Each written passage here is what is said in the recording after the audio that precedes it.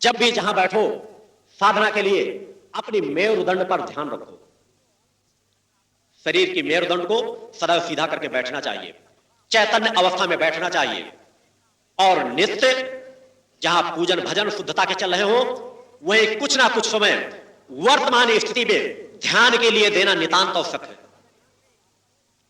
ध्यान का तात्पर्य, ध्यान एक बहुत बड़ी, इस क्षेत्र में अगर मैं प्रवेश करूं तो ध्यान के बारे में बहुत कुछ जानकारी देना पड़ेगा। महीनों जानकारी देकर के भी ध्यान के बारे में पूर्णतः जानकारी नहीं दी जा सकती। मगर प्रारंभिक सामान्य अवस्था का चिंतन देता हूं कि जब आप पूजा पाठ में हो तो मंत्र जाप करते करें, जो सामने छवि हो उस पर भी देखें, अपने आप को धीरे धीरे एकाग्र करने का प्रयास करें। जब आप एकाग्र करने का प्रयास करेंगे तो आपके विचार नाना जगहों पर भटकेंगे। जब आप पूजा पाठ पर बैठते हैं तभी आप अनुभव करते हैं कि आपके विचार अपने रिश्ते नातों दुनियादारी के प्रपंचों पर ज्यादा खींचते हैं। उसी समय आपको एहसास होता है कि आप कितने चक्रव्यूह में भौतिकतावाद के फंसे हुए हैं। मगर प्रयास करें उन रिश्ते नातों को धीरे धीरे तोड़ें। जब आपका ध्यान इधर उधर भटक कर जाए तो धीरे धीरे करके खींच कर मां की तस्वीर की ओर, गुरु की ओर लाने का, यहां आश्रम की ओर लाने का प्रयास करें। यहां के बारे में चिंतन करने लग जाएं। मंत्र जाप करते हुए भी अगर आपका किसी दिव्य स्थल की ओर ध्यान चिंतन है तो वह मंत्र आपके सार्थक होते हैं।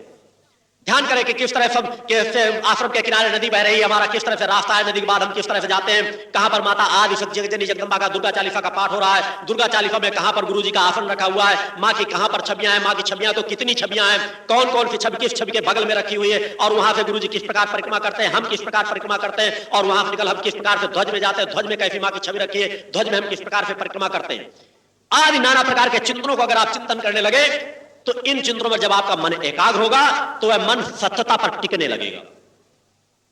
और धीरे धीरे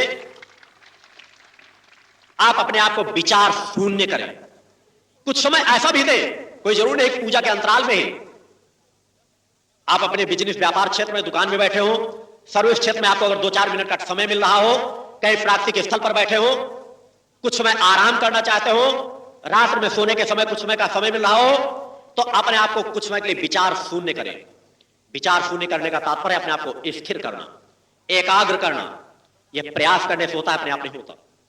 जब आप नित्य प्रयास करेंगे अपने आप को शून्यवत करने का, कि भौतिक जगत के समस्त कोलाहल अपने विचारों को सुन कर हम कुछ भी नहीं सोच रहे, कुछ भी याद नहीं कर रहे, हमारा अपना अस्तित्व नहीं, हमारे अपने शरीर का भान भी नहीं। एहसास करें कि हम इस समय जो बार ये एहसास करने में भी आपका चिंतन जाएगा कि हम अपने शरीर का भान नहीं कर रहे, ये भी आप सोच रहे हैं उस समय। तो प्रारंभ में तो इस बात को सोचे कि मैं अपने शरीर का भान नहीं कर रहा, मैं अपने आप को शून्य बना रहा हूं, अपने अज्ञान चक्र पर ध्यान दे रहा हूं, मैं किसी चीज का विचार नहीं कर रहा हूं। और धीरे धीरे विचार लेते हुए इस विचार को भी त्याग दें कि मैं ऐसा विचार कर रहा हूं, इस विचार को भी त्याग दें और शांत एकाग्र स्थिर चित्त होकर के बैठ जाएं और प्रयास करें कि हमें पकड़ना क्या है। उस ध्यान की अवस्था में हम 2 पहलुओं में बांट दें समाज को, एक ये स्थूल जगत और देखना चाहें कि सूक्ष्म की क्या दुनिया है, इस कोलाहल से परे क्या है, इस भौतिक जगत से परे क्या है। और वह भौतिक जगत से परे हम देख सकते हैं अंधकार में डूब करके, क्योंकि जिसे हम अंधकार कहते हैं उस अंधकार में ही प्रकाश है। अंधकार में हम बैठे हुए हैं, क्योंकि हम जब इससे पार जाएंगे तो हमें अंधकार का भवसागर पार करना पड़ेगा, और जो ही हम पलड़े से दूसरे पलड़े पर गए हमें प्रकाश की किरणें फूटती हुई नजर आएंगी। हमें एहसास होगा कि जब हम शून्यवत अपने आप को ले गए तो हमारे शरीर का भी भान भूल गया, हमारा शरीर एकदम फूलवत हो गया। हम घंटों बैठे रहेंगे, हमें अपने आप का भान नहीं होगा और हमें लगेगा हम सूक्ष्म में कहीं गोते खा रहे हैं, हमारा शरीर कहीं उड़ता चला जा रहा है। प्रारंभ में ऐसी स्थिति आती है, कई पहाड़ों की, कई दिव्य स्थानों के हमें दर्शन हो रहे हैं, कहीं हमें लगा जैसे ऐसे दृश्य लग रहे हैं जैसे हम इन स्थानों पर कई बार घूम चुके हैं, भ्रमण कर चुके हैं। ये अनुभूतियां प्रारंभ अवस्था में पकड़ने से ही आती है। जब आप ये चिंतन करेंगे, विचार करेंगे, ध्यान के क्रम में नित्य बैठेंगे तो आपको नाना प्रकार की अनुभूतियां मिलने लगेंगी, सूक्ष्म शक्तियों के चिंतन मिलने लगेंगे, आपको गुरु के चिंतनों के आदेश मिलने लगेंगे। और जब ये प्रयास करेंगे तो कई बार ऐसे ही प्रयास करते करते आपकी रात्रि में भी अपने आप स्वाभाविक एकाग्रता हो जाएगी, और उस एकाग्रता में भी आप समझ सकेंगे, जान सकेंगे कि जब दुनिया सोती है तब भी आपका गुरु जागता है, अपने लिए नहीं, आपके लिए, समाज के लिए। वैसे नित्य का भी चिंतन अनेकों भक्तों ने जानना चाहा, क्योंकि भक्त हैं, जानने की इच्छा रखते हैं कि गुरुजी तो इतने समय हमारे पास आते हैं, गुरुजी 40 भवन में तो 7 बजे जाते हैं, तो क्या गुरुजी 7 बजे सो करके उठ करके स्नान करके जाते हैं? हमसे तो कहते हैं 4 बजे सुबह से उठो। आपका गुरु सूक्ष्म में जो दिन रात रत रहता है उस पहलू को तो आप छोड़ दें, क्योंकि जिसे आप देख नहीं सकते, अभी समझ नहीं सकते, उसको बताने से कोई फर्क मतलब ही नहीं। मगर स्थूल शरीर में आप स्वतः गुरु को देखते हैं कि दिन में कितने समय तक रात्रि में आपके साथ रहता है। उसके बाद अन्य व्यवस्थाओं को देखना और अपने ध्यान चिंतन की क्रियाएं, और नित्य प्रातः भी रात के जो अपनी क्रियाएं चलती हैं उनको मैं छोड़कर बता रहा हूं कि जहां जागने की अवस्था जिसमें स्थूल की क्रियाएं शुरू कर दी जाती हैं, 3 बजे प्रातः के बाद आपका गुरु कभी विश्राम नहीं करता। आपको तो कहता है कि कम से कम 4 बजे 5 बजे सुबह जगो, 3 बजे जगता है। कई बार शिष्य विलंब से जग पाते हैं तो उनको जगाना भी पड़ता है। वैसे शिष्य बहुत प्रयास करते हैं कि हम गुरुजी के जगने के पहले जग जाएं और गुरुजी के स्नान के लिए हम 3 बजे सुबह प्रातः पानी भर दें।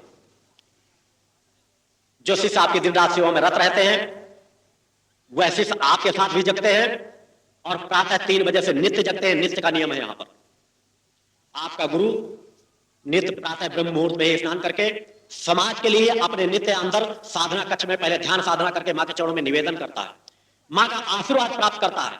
फिर वह आशीर्वाद लेकर माता आदि शक्ति जगदेवी जगदम्बा के 40वां पाठ में उपस्थित होता है।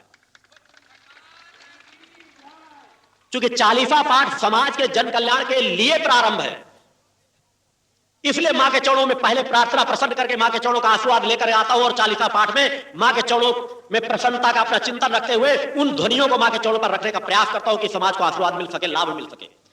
40वां भवन में कभी भी आपके गुरु ने बैठकर अपने जीवन के लिए अपनी किसी समस्या के लिए कामना नहीं की, उस ध्वज में जाकर कभी अपने जीवन के लिए अपनी समस्याओं के लिए कामना नहीं की। आपका गुरु तो नित्य आपके लिए कामना करता है। आप समझ सके, जान सके, ना जान सके, आपका सौभाग्य और दुर्भाग्य पर आधारित करता है। मगर अगर इस यात्रा को आप लोगों को साथ तय करना है तो आप लोग भी अपने आप को एक साधक स्वरूप में ढालने का प्रयास करें, कुछ ना कुछ सीखें। कहानियां और किस्सा सुनने से, उन साधु संत सन्यासियों और मठाधीशों के पीछे भगने से जो पैसे पर बिकते हैं, समाज का कल्याण नहीं होगा। जो गुरु, जो समाज सेवक धन पे बिकाऊ हो जाए वो ना गुरु रहने लायक रह जाता है, ना समाज सेवक बन सकता है।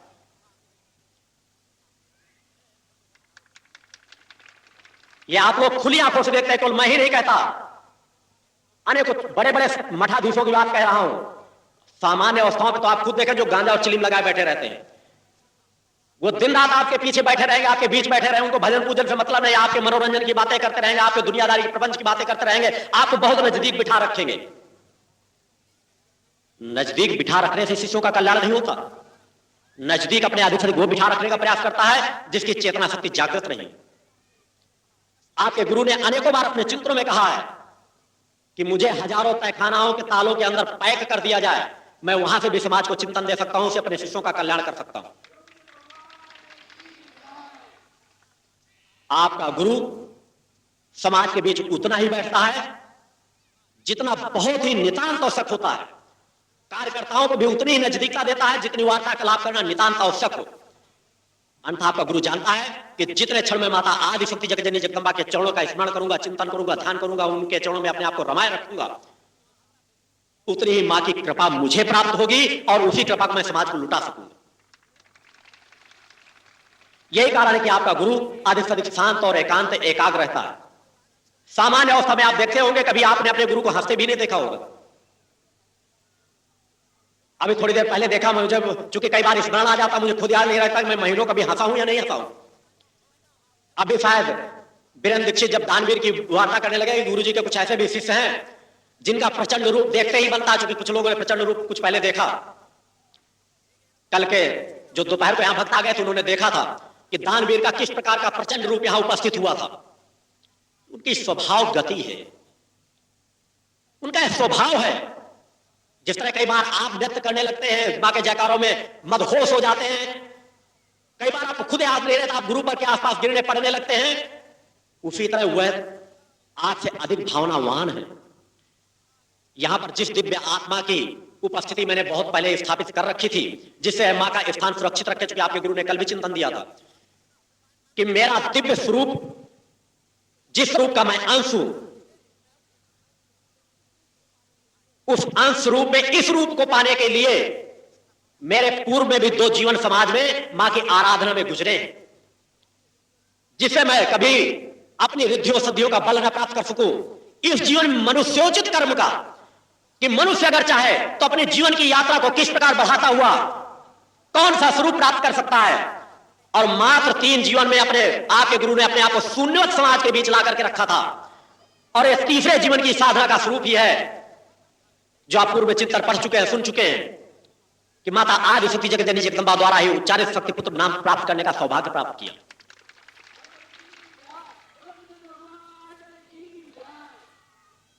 मुझे अनेकों भक्ता करके कहते हैं गुरु जी हमारी याददाश्त कमजोर हो रही है।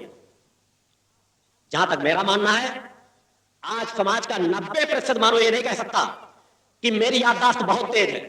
कुछ बिरले होंगे जिनकी याददाश्त संतुलित होगी, मगर 90% मनुष्य ऐसे होंगे जो खुद महसूस करते हैं कि हमको कुछ भूल रहा है। दिन में अनेकों बार ऐसे चांस आते हैं और उनको लगता है कि हमारी याददाश्त की कुछ कमी है दूसरों की अपेक्षा। यह ग्रह योगों का प्रभाव है, आपके विचारों का जो भटकाव है उसका परिणाम। क्योंकि आप खुद एकाग्र नहीं है, आप अपने आप को स्थिर कर नहीं पाते। और जो वर्तमान में ग्रह योग है, मैंने पहले कहा है कि वर्तमान में जिस तरह के ग्रहों का प्रभाव मानव समाज पर पड़ रहा है, इस भूतल पर पड़ रहा है, मानव को असंतुलित करने वाले, उनसे हमें कुछ ना कुछ ऊर्जा मिलेगी। मगर जब उन केवल हुई लाइनों पर अपने आप को एकाग्र कर देंगे तो वहां से ऊर्जा मिलेगी नहीं, बल्कि हमारी ऊर्जा खर्च होगी। और ये कारण होता है आज बच्चे असंतुलित हो जाते हैं, उनके नेत्रों में चश्मे लग जाते हैं। शरीर हट्टे कट्टे बच्चे बीए में तक पहुंचते पहुंचते, डिग्रियां प्राप्त करते करते पतले दुबले हो जाते हैं कि देखने में तरस आता है। अपने बच्चों को भी जहां भौतिक जगत का ज्ञान कराना चाहते हैं वहां आध्यात्मिक क्षेत्र में बचपन से ढालें। अन्यथा आपकी कमाई, आपकी पूंजी जो आप 14-15 साल तैयार करते हैं, कहीं पागलपन का शिकार ना हो जाए। क्योंकि ग्रह योग इस तरह है, उन्हीं ग्रह योगों के बदौलत मैंने कहा है कि ग्रह योग इस तरह पड़ रहे हैं कि एक देश दूसरे देश से टकराएगा, ग्रह युद्ध होंगे, एक धर्म दूसरे धर्म से टकराएगा, एक धर्म ही आपस में टकराएगा। यह ग्रह योगों का प्रभाव है। उन्हीं प्रभावों को कुछ कम किया जा सके, इसीलिए दिन रात मां का अखंड दुर्गा चालीसा का पाठ मैंने इस भूमि पूजन पर जब मैं आया था तो यहां एक छप्पर डलाकर मैंने प्रारंभ कर दिया था। मैं अपने जीवन का एक भी पल व्यर्थ नहीं गवा देना चाहता। जिन रहस्यों को मैं जानता हूं कि मां को किस तरह प्रसन्न करके बड़ी से बड़ी घटनाओं को टाला जा सकता है, उन पर तत्काल अमल कर लेता हूं। मुझे ज्ञान था कि मैं चाहूंगा भी तो, क्योंकि मेरा मां से जुड़ा हुआ एक निर्धारित लक्ष्य है, मगर घटनाओं के लिए उन लक्ष्य को बहुत पहले खींच के लाने का प्रयास करो तो संभव नहीं, क्योंकि वह मेरे जीवन की साधनात्मक क्रियाएं मां से बनी हुई है। समाज को तो मैं अपने आप से बांध सकता हूं, समाज की क्रियाओं में तो हस्तक्षेप कर सकता हूं, परिवर्तन कर सकता हूं मां का आशीर्वाद लेकर के, मगर मेरा जीवन किस तरह से चलेगा, मेरे जीवन की साधनाओं का प्रवाह किस तरह चलेगा, यह माता आदि शक्ति जगत जननी जगदम्बा से बंधा हुआ है। और उसके आधार पर मुझे ज्ञान है कि मैं चाहूंगा तो समाज कल्याण के लिए अगले वर्ष पंचज्योत प्रज्वलित नहीं कर पाऊंगा। इसीलिए मैंने दुर्गा चालीसा का अखंड पाठ यहां पर प्रारंभ कर दिया था कि समाज के हर क्षेत्र के, हर जाति संप्रदाय के लोग आएंगे, मां के चरणों में निवेदन करेंगे, उनका गुरु भी निवेदन करेगा। तो ऐसा कैसे संभव नहीं है कि हम माता आदि शक्ति जगत जननी जगदम्बा से कम बड़ी सी बड़ी घटनाओं को न टाल सके। वह सामान्य अवस्थाओं में आकर गुजरे, और कम से कम अगर घटनाएं घटनी ही है तो जो मां के भक्त है वह तो राहत की सांस ले। जिन घरों में मां का ध्वज टंगा हुआ है तो राहत की सांस ले, जिनके गले में मां का रक्षा कवच पड़ा हुआ है वह तो राहत की सांस ले। इसलिए कम से कम समय में मैंने वह प्रवाह डालने का प्रयास किया, कर रहा हूं, करता रहूंगा। इसलिए भक्तों से भी चाहता हूं कि दुनियादारी के सभी साधनाओं और रहस्यों को छोड़ करके केवल मां की भक्ति पर मेरे द्वारा जो 2-3 मार्ग बताए गए हैं कि दुर्गा चालीसा का पाठ, ओम जगदम्बे दुर्गाई नमः मंत्र का जाप, त्रिशक्ति महामंत्र का जाप, गुरु मंत्र का जाप, शक्ति जल का पान, आज्ञा चक्र पर कुमकुम का तिलक लगाना, रक्षा कवच को धारण करना, घर में मां का ध्वज टांगना, इन क्रमों को अपना करके चलो। इसी से समाज का कल्याण होना है। और उससे आगे की एक सामग्री जो मैंने इस नवरात्र में तैयार की, जिसके बारे में कल चिंतन दिया है, वह सामग्री भी मैंने इसीलिए और तैयार की है कि दीक्षा के समय में केवल एक ही प्रयोग कर पाता था। उस पर मैंने 5 महत्वपूर्ण प्रयोग करके उन सामग्रियों को तैयार की है कि जिससे जिन घरों में वह सामग्री रहेगी, तो कहते हैं डूबते को तिनके का सहारा बहुत बड़ा होता है। मैं नहीं कहता कि हर घटनाएं आपकी एकदम फूल सी निकल जाएंगी, मगर हर घटनाओं को आपको राहत की सांस कुछ न कुछ मिलेगी अवश्य। क्योंकि आपका गुरु कोई भी अतिशयोक्ति की ऐसी बात नहीं करता कि जिस घर में वह सामग्री रखी रहेगी वह घर खुशहाल एकदम से होता, परिपूर्ण होता चला, मगर खुशहाल आप अगर हो सकते हैं, मैंने वह भी मार्ग बताया है। यदि आप पूर्ण निष्ठावान होकर समर्पित हैं तो वह सामग्री माध्यम बनेगी मेरे विचारों को खींचने के लिए, कि जब भी आप विषम परिस्थिति में उस सामग्री के सामने बैठेंगे और मेरे यहां का चिंतन करेंगे, उस सामग्री को माध्यम बनाएंगे, तो मेरे चिंतन विचार उस दिशा की ओर खींचेंगे। क्योंकि जो कुछ सामग्री मैं समाज को प्रदान करता हूं उससे अपने चिंतनों को बांध देता हूं और अपने उस दिव्य साधना स्थल पर, अपने पूजन स्थल पर उस सामग्री को सदैव स्थापित रखता हूं। बाकी जानकारी उसके विषय में कल मेरे द्वारा दे दी जाएगी, समय या कुछ भक्तों के द्वारा दे दी जाएगी। नाना प्रकार की महत्वपूर्ण जानकारियां जो मैं आपको देना चाहता हूं, मगर समय अभाव, कहीं पर प्राकृतिक वातावरण, चूंकि मैं चाहूं तो भी अभी आश्रम का जो स्वरूप है, प्रारंभिक स्थितियां हैं, मैं तो धूप में आकर के बैठकर आपको ज्ञान दे सकता हूं, मगर मैं महसूस करता हूं कि धूप में आप लोग नहीं बैठ सकते। क्योंकि अनेकों बार, आज पहली बार की बात नहीं है, मैं देखता हूं कि मैं आकर मंच में बैठ जाता हूं, मगर सिर्फ बढ़िया तंबू के नीचे बैठे रहते हैं कि थोड़ी देर हमको और छाया मिल जाएगी, थोड़ी देर और लू के थपेड़ों से हम बच जाएंगे। जितना इन लू के थपेड़ों से और धूप से बचने का प्रयास करोगे, उतनी ही समस्याएं आपके चारों ओर घेरती चली जाएंगी। ये समस्या, ये लू के थपेड़े आपके केवल स्थूल को प्रभावित कर सकते हैं, मगर जो समय आप गंवा रहे हैं वह आपके सूक्ष्म को प्रभावित कर रहे हैं। अतः समय को नष्ट मत होने दिया करें। आज परिस्थितियां हैं, मैं मानता हूं, मेरा प्रयास है कि समाज को मैं अधिक से अधिक सुख सुविधाएं इस आश्रम पे उपलब्ध करा सकूं। सतत मेरा प्रयास चलता रहता है। भक्त आते, अगर उनको 2 दिन रात में ठंड में जाड़ लाना पड़ता है तो व्याकुल हो जाते हैं, विचलित हो जाते हैं। आप लोगों को इतना साफ सुथरा मैदान मिल जाता है। आपका गुरु जब इस स्थान पर आया था तो 6 महीने जिस तरह की स्थितियों में गुजारा आप कल्पना भी नहीं कर सकते। केवल कुछ ही शिष्य जानते हैं कि पहली रात भी जब आया था तो जिस तरह पर्वतों में, पहाड़ में पत्थर पड़े हुए, टुकड़े पड़े हुए हैं, वहीं पर बिस्तर डाल दिया गया था। पत्थरों की सफाई करने का भी समय नहीं था। नदी से यहां तक निकल के आने का, झाड़ियों के बीच से कई बार कई जगह से कपड़ों में खरोंचे आई थी। 10 कदम चल करके इधर उधर कहीं बैठने की जगह नहीं थी। आपका गुरु तो इतना प्रयास कर रहा है। इस व्यवहारिक क्षेत्र में मेरे हजारों शिष्य थे, मगर जरा सोचे कि क्या कभी उनकी बुद्धि ने इतना भी काम किया है कि 3 महीने तक गुरु जी के कहां पर बैठ करके भोजन करें, इसकी भी व्यवस्था वे लोग उपलब्ध नहीं करा पाए। आपका गुरु तो कुछ संघर्ष करने की बात कह रहा है, जबकि आपका गुरु चाहता तो व्यवहारिक में मकान लेकर रह सकता था। शहडोल में व्यवस्था थी ही, वाहन था ही, मगर उसके बाद भी चूंकि जो आनंद इन परिस्थितियों में है वो आनंद उन सुख सुविधाओं में नहीं था। केवल स्थूल का मोह त्याग दो, सूक्ष्म की यात्रा को सत्यता से पकड़ो, तो इसी भूमि पर आपको आनंद मिलने लगेगा। अपने डल्लब के गद्दों पे तो आप पूरी उम्र सोते रहेंगे, मगर पूरी उम्र का सोना भी आपको आगे की यात्रा में साथ नहीं देगा। मगर यहां पर गुजारे हुए 3 दिन कष्ट के आपकी इस यात्रा में भी साथ देंगे और आगे की अनंत यात्रा में भी साथ देंगे। अतः यहां की जो भी सुख सुविधाएं हो उन्हें मां का आशीर्वाद मान करके ग्रहण किया करें। क्योंकि यहां जो कुछ भी हो रहा है मां की कृपा से हो रहा है, मां की इच्छा से हो रहा है, मां की शक्ति और सामर्थ्य के बल पर हो रहा है। आने के भक्त जानना चाहते थे कि यज्ञ स्थल का स्वरूप क्या होगा। मैंने प्रारंभिक जो मेरे मन मस्तिष्क में था, चूंकि जैसा मैं चाहता था वैसा, मतलब चूंकि मेरे पास समय कम था, बताता गया था, बनवाता गया था इसको। जो स्थल निर्मित होगा, ये बगल में जो स्थान यज्ञ स्थल का बनना है, जब बनेगा तो इससे हजारों गुना ज्यादा उसकी सुंदरता और दिव्यता होगी। क्योंकि प्रारंभिक रूपरेखा मैंने बताई है कि जिसमें मैं मिस्त्रियों को, कुछ आर्किटेक्टों को बता सकूं कि किस प्रकार का बनना है, कैसा बनवाना है, जिसे मिस्त्री समझ तो सके।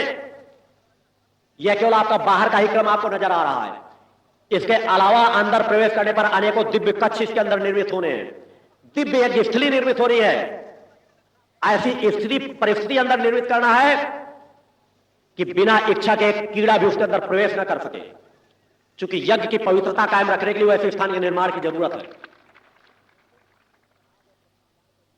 और यह यज्ञ समाज और जन कल्याण के लिए समर्पित होंगे, यह अनेकों बार मैं व्यक्त कर चुका हूं।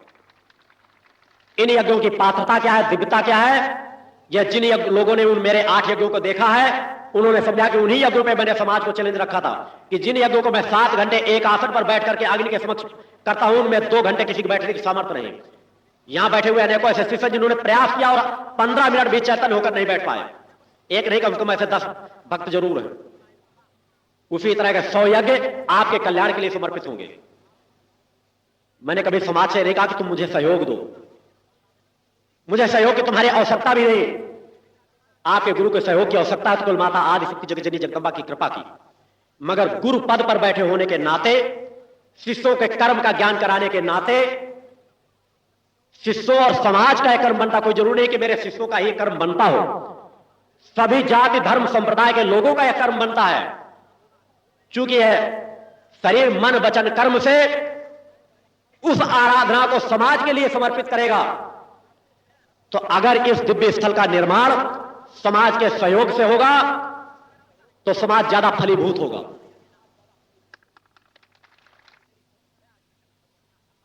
अतः इस दिव्य स्थल के लिए समाज से चाहूंगा कि अगर समाज जो भी तन मन और धन का सहयोग कर सके, बढ़ करके सहयोग करे, कोई जल्दबाजी नहीं। जब आपके पास जैसी व्यवस्था हो आप सहयोग कर सकते हैं। क्योंकि मैं समाज की परिस्थितियों से अवगत हूं, मगर प्रथम सहयोग समाज से सेवा का इस कार्य के लिए चाहता हूं। जबकि मैं समाज से सेवा कभी लेना नहीं चाहता। आपको मालूम है कि मैं यहां मिस्त्री और लेबर मजदूर लगाकर कार्य करता हूं, मगर मैं चाहता हूं उस दिव्य यज्ञ स्थली की प्रारंभिक जो व्यवस्था हो, स्थान की सफाई जो हो, उस स्थल को चबूतरे के रूप में प्रारंभ में निर्मित करने की जो स्थिति हो, 1 महीने का समय समाज को दूंगा। अगस्त का महीना, जो समाज सेवा करने का चिंतन रखते हो कि इस दिव्य स्थली के निर्माण के पहले उस स्थल में साफ सफाई, उस स्थल की व्यवस्था में, तो 1 महीने का जिनके अंदर कार्य करने की क्षमता हो, वह इसी वर्ष अगस्त के महीने में उनके पास जितना भी समय हो आकर के सेवा कार्य के लिए दे सकते हैं। मगर सेवा कार्य ऐसी ना हो, अगर आपके पास सामर्थ्य हो तभी आए, अन्यथा घर में ही भजन पूजन करें। सेवा हो तो सिर्फ सेवा हो। क्योंकि वैसे तो मैं दिन रात समाज को बुलाता हूं, आप कभी भी आए, मां की आराधना करें, बैठे बैठे भोजन करें। मैंने समाज को कहा कि जो भी 8 घंटे मां की आराधना करने की क्षमता रखता हो, आश्रम में आकर के मां की आराधना करे, दुर्गा चालीसा का पाठ करे। मेरे यहां से उसको रहने की निःशुल्क व्यवस्था दी जाती है, भोजन निःशुल्क प्रदान किया जाता है। 8 घंटे की सेवा या 8 घंटे की साधना। कल मैंने समाज को कहा था अगर पूरा विश्व भी इस स्थल पर आ जाए या पूरा समाज अपने आप को जोड़ दे इस स्थान से, तो मैं समाज को भोजन करा सकता हूं, जिसका तात्पर्य है मैं उसे आक्रमण बना करके। क्योंकि मैं कर्म करना जानता हूं, कर्म का ज्ञान देना जानता हूं। जिस समाज में सामर्थ्य हो किया तो वह 8 घंटे साधना कर सके, 8 घंटे सेवा कर सके, वह आगे बढ़कर के कभी भी आ सकता है। मगर जो मैं अगस्त का महीना दे रहा हूं केवल सेवा कार्य के लिए दे रहा हूं। जो साधना के लिए आते रहे मुझे कोई आपत्ति नहीं, बराबर आते हुए रूटीन तो चल ही रही है। मगर सेवा कार्य के लिए ऐसा हो कि दिखाने के लिए हमने 1 तगाड़ी उठा ली, सर में रख ली, 2 तगाड़ी डाल ली और जाकर एक कोने में बैठ गए। जो आए एक मजदूर के रूप में, उन्हें 8 घंटे सेवा करनी ही होगी।